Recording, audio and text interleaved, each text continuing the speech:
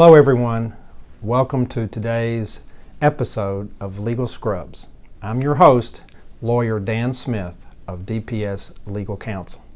Today I'm going to be talking about HIPAA, and in particular I want to talk about a published notice that came out just today, September the 9th, 2019, publishing the fact or promoting the fact that the Health and Human Services Office of Civil Rights, which enforces HIPAA, has entered into the first settlement agreement with a health provider with respect to the recent Right to Access initiative that Health and Human Services put into effect this year. So let's just start with the basics. HIPAA. If you're a health provider, a doctor, a dentist, a nurse practitioner in an independent practice, you know about HIPAA. There are essentially three main parts to the HIPAA rule when you're dealing with personally identifiable protected patient information. The first is the privacy rule, which mandates that patients' personally identified information, their patient records, be kept private. Then there is the security rule of HIPAA, which basically mandates that those in custody of personally identifiable protected health information secure those, particularly with respect to electronic records and electronic transmission of patient records. Then there is the breach rule, which is a notification rule that requires health providers to notify Health and Human Services in the event of a breach with respect to the privacy or security of patient records. Now, just this past year, the Department of Health and Human Services started a new initiative called the Right of Access Initiative. And what that initiative does is it focuses on the provision of the HIPAA rule that requires health professionals, health providers, to provide access, prompt access to patient records if a patient makes a request of the health provider to provide medical records to them, then the health provider must do so promptly. And the rule essentially requires that a health provider provide those medical records within a 30-day period after request. The second part of the Right of Access initiative is not only prompt response to a request by a patient to provide medical records, but also that the cost of providing those records to the patient be reasonable and cost-based. In other words, health providers cannot charge an excessive amount. They can only charge a reasonable cost-based amount for providing the copies of the records to the patient. Okay, so if you're a doctor or a dentist or a nurse practitioner or any other health provider subject to HIPAA, you need to pay attention to this Right of Access initiative. Today's announcement by the Office of Civil Rights, the part of Health and Human Services that enforces HIPAA, was with respect to a hospital in St. Petersburg, Florida, Bayfront Health, which is a 480-bed hospital there in St. Pete. The Office of Civil Rights entered into a settlement agreement or a resolution agreement with Bayfront Health, which was published today, essentially by which Bayfront Health paid a fine or paid a penalty of $85,000 for an alleged violation of the Right of Access initiative, or the obligation to provide prompt medical records to a patient who had requested them. Now, the hospital did not admit to any wrongdoing. The resolution agreement did not require any kind of omission of that type.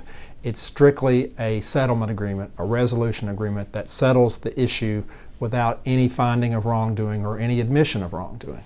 But what the facts, as indicated in the resolution agreement, are that the hospital received a request from a patient who was a woman who was expecting, and she had, during that period of time, she had undergone some fetal heart monitor procedures, or some work where the fetal heart rate was being monitored and recorded.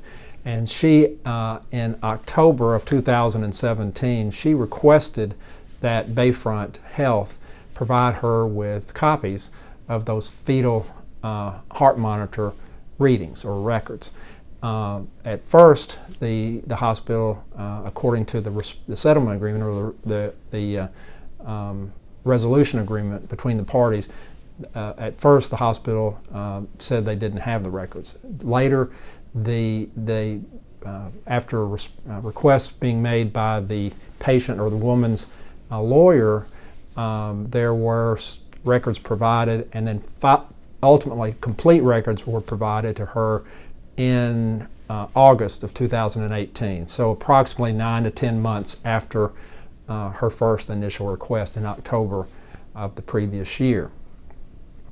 It did not, the resolution agreement didn't really go into what costs the Bayfront sought for the records, but the resolution agreement and the notice that the Office of Civil Rights put out today does note that the Right of Access Initiative and the HIPAA rule both require that not only patient records be provided promptly, which is generally 30 days after request, but also that the cost for providing those to the patient be a reasonable cost-based fee.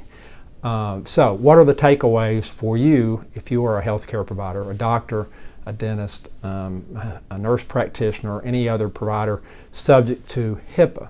Well, the first thing is make sure you have policies and procedures in place to comply with the Right of Access Initiative, so that if you do get a request from a patient for medical records, that you are able to provide those to the patient in a timely manner, and also that your costs, or the costs that you seek to be paid from the patient, are reasonable and based on your cost of providing those records.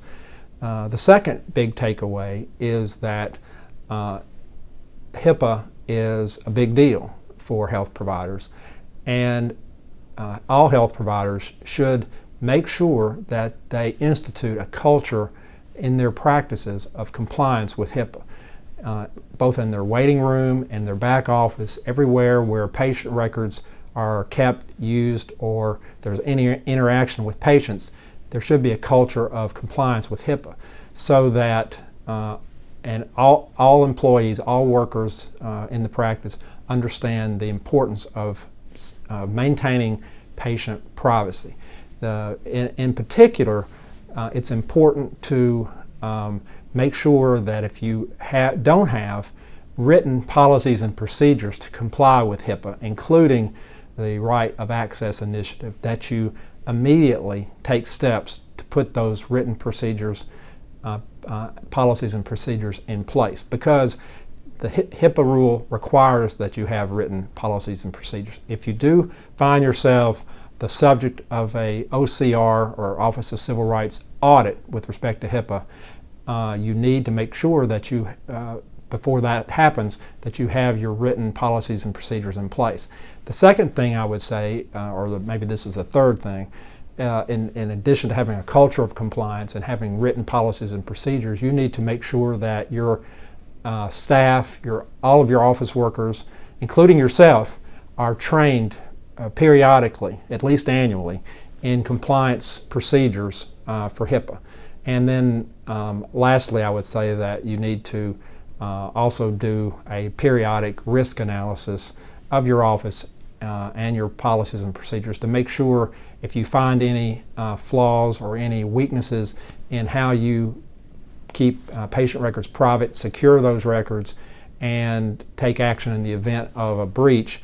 You need to make sure that you do an analysis, a risk assessment periodically, at least annually, to make sure that you're in good stead with that. So, in summary, I would say that today's announcement of the settlement between OCR and Bayfront Health points out the critical nature of making sure you have in place policies that would allow, in all cases, patients who request medical records get them promptly and are charged only for a reasonable cost-based fee. And second, make sure generally that you have taken a look at HIPAA, taken it seriously, to make sure that you have policies and procedures in place, that you understand them, that your staff understands them, that you train your staff on the policies and procedures, and that you follow them. If you have any questions, I would be glad to talk to you about policies and procedures, HIPAA, anything else that pertains to your practice. You can reach me by going on to my website, dpslegalcounsel.com.